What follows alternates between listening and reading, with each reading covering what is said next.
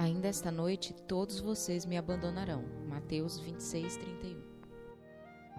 Oi, tudo bem? Meu nome é Larissa Peixoto, eu sou psicóloga, vim de lá de Salvador para falar um pouquinho com vocês sobre a lição dessa semana. Eu sou a esposa do Alexandro, que falou com vocês na semana passada sobre a lição.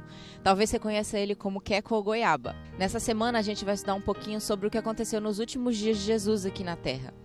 E a gente já estudou na semana passada que ele gastou muito tempo conversando sobre os discípulos, sobre o que era realmente importante.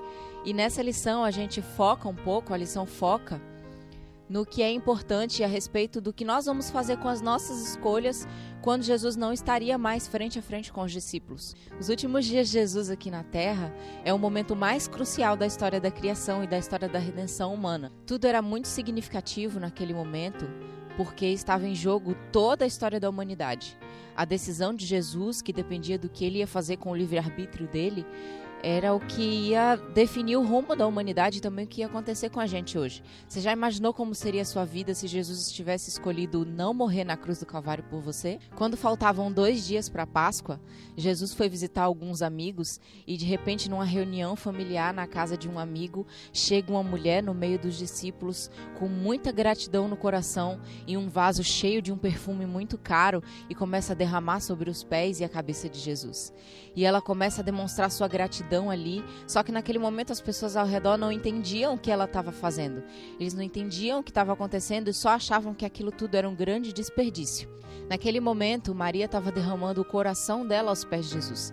Ninguém estava entendendo como muitas vezes hoje, quando a gente escolhe derramar a nossa vida aos pés de Jesus, a nossa juventude, a nossa liberdade, as nossas escolhas, a gente decide colocar aos pés de Jesus, as pessoas olham e acham que a gente está desperdiçando vida, desperdiçando tempo, desperdiçando a nossa juventude e que a gente poderia estar fazendo coisas muito melhores. Mas na verdade, a gente está derramando a nossa vida, que é o mais importante. Por mais que as pessoas não entendam muito bem o que você está fazendo, não se importe não.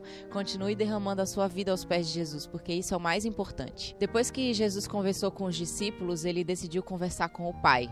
E ele vai para o Getsemane. E aquele é um momento muito especial, porque é um momento que Jesus conversa com o Pai e fala sobre a angústia que ele está sentindo no coração. O mais irônico, talvez, sobre esse momento é que no momento que Jesus está tomando a decisão mais importante da vida dele, Judas está tomando a decisão mais horrível que ele poderia ter tomado. E Jesus usa o livre-arbítrio dele para trazer redenção e salvação para nós, enquanto Judas usa o livre-arbítrio dele para trazer a morte de Jesus. Em Hebreus 2,18 diz que naquilo que ele mesmo sofreu, tendo sido tentado, é poderoso para socorrer aqueles que são tentados.